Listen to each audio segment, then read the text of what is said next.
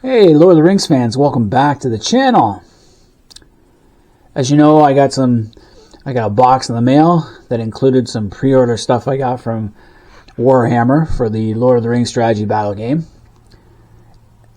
I got some Warriors of Carn and some Knights of Arnor, and I painted the Knights of Arnor first simply because there's only 2 of them as opposed to 6.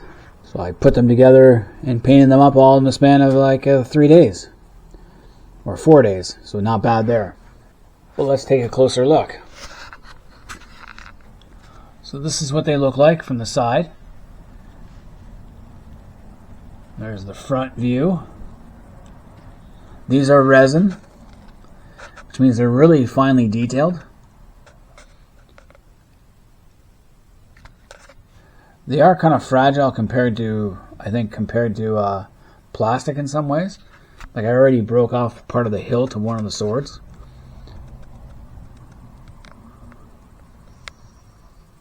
Got 2 epic poses for the Knights of Arnor. Now I wish I bought more of these, but these were like $61 for 2 pieces. So it's not exactly cheap. These were easy to put together. The only drawback I could see is the tail. The tail comes as a separate piece. And I've already had it break off once, like just come out of the hole it's supposed to be in.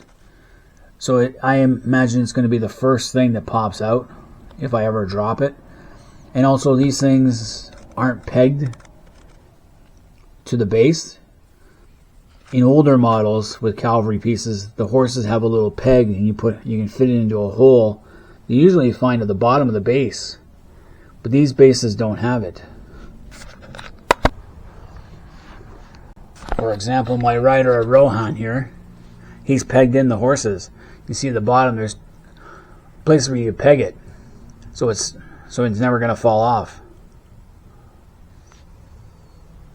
But for some reason they stopped doing that for these, and it means that a good hard knock is going to knock off the horse from the base. You just happen to drop it out of the blue. So it would have been better if they went back to having a peg and you can position the horse the way you want it. Now for the horses themselves, if you read Lord of the Rings Return of the King, there is a passage where the Grey Company brings Aragorn's horse from the north, Rashir or something like that. I can't remember the name off the top of my head. They bring his horse, and it's like the Rohirrim horses, except for it's shaggier. It's thicker hair. So it's a northern breed of horse. These ones are just your typical run-of-the-mill horses.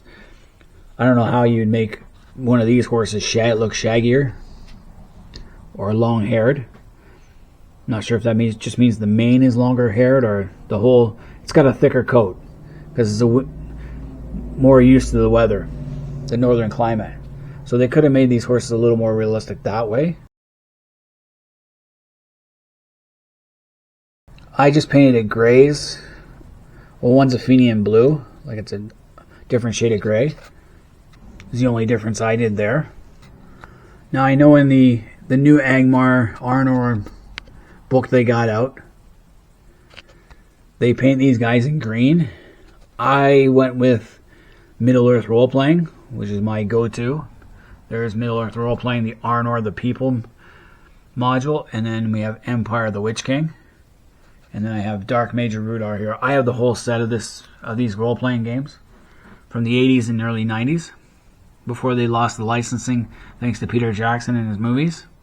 If you go to in the new Warhammer book for Angmar, you actually play this scene of the Tyrant Gorthad, and that's this scene where in the Arnor book you see a picture of the last King of Cardolan, or last Prince of Cardolan, depending how you look at it.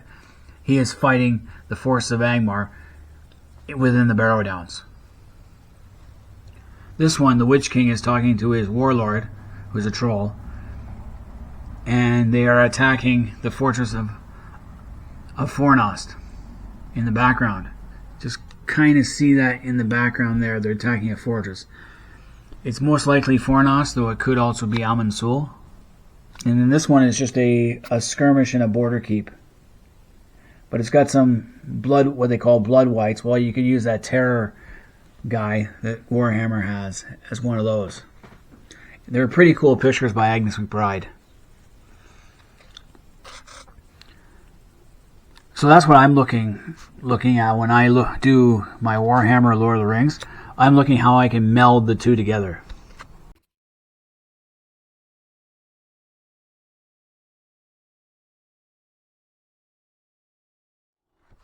Because Middle-earth role-playing has a pretty cool section on the military table where they have the Deggerwaith Aran, the Royal Army.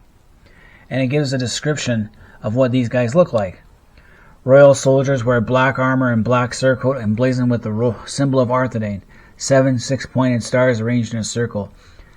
Their black leather face shields are also embellished with the 7 stars of the north. Rank is determined by the color of a man's helm, plumage, and banner. Or banneret, sorry. Royal warriors wear black helms, 2 black wing plumes, and black spear or lance, upon which they place their family emblems. Royal knights wear dark blue, while senior royal knights are adorned in silver. So if he's a common guy, he's just gonna be dressed in black, which is what I usually do.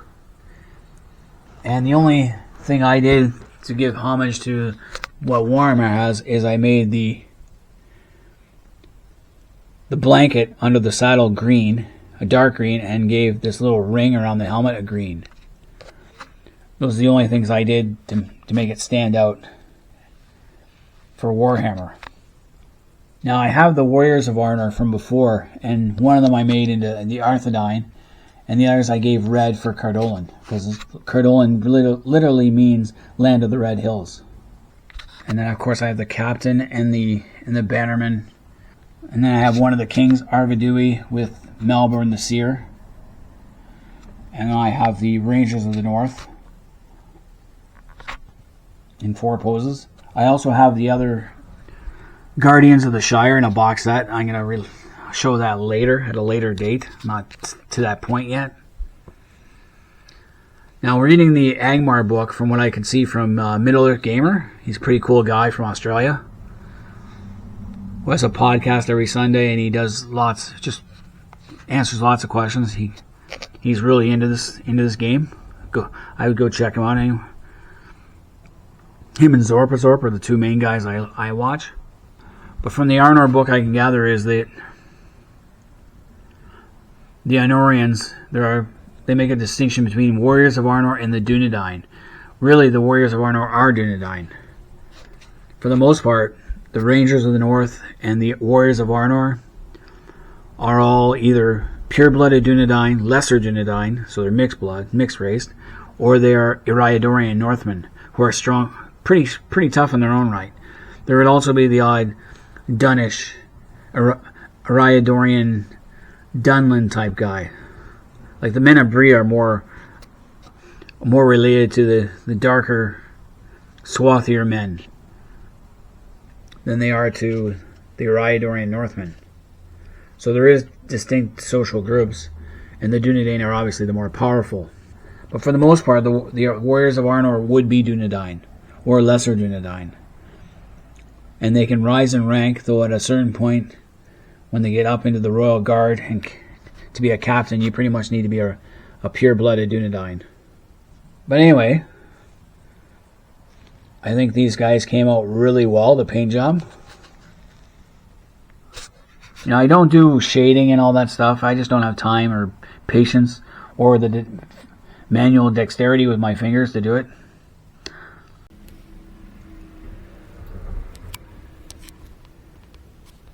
So these guys came in so many different pieces. Like you have to glue on the head, glue on both arms. On one guy you have to glue on his leg. Then you have to glue on the swords individually. Which I found, too many things can go wrong when you have to cut that many things off a sprue and place it on. Though it does give you better convert. You can convert things more. The horses, they come in in a bunch of parts. You have to glue on 2 legs. And then if you better glue it on right, or the knight's not going to fit in the saddle. I've had that happen before with the Riders of Rohan or something, where the horse wasn't glued quite right. So like I said, I wish I bought more of these. I would like to have 6. I don't know why Warhammer didn't release this as a plastic set of 6, which would have been much better, much more, and you could have charged $75 for it, as opposed to $61 for just 2 resin. I'd prefer they went with cheaper options. Next up would be to get the Captain of Arnor as well on horseback. They have a captain. I can't remember his name off the top of my head, but he comes with one of the kings and a banner. And what I really like to get is more of these guys. They have you can get a box set of 12 that comes with 10 warriors and the captain and a banner. I would love to get that. Or is it 14? I'd have to check. Because then you'd have a truly awesome army. Right now I just have the bare bones army. But we'll see. Anyway, next up will be to paint the the Warriors of Karn Doom. And go from there. And I still have other projects on the go for Middle-earth. Going through my collection slowly but surely. I just also got finished playing the Battle of 5 Armies with a buddy of mine, Andrew. We got halfway through it before time ran out. So leave comments in the comment section. Until next time, this has been Roman Daisel. I am out of here.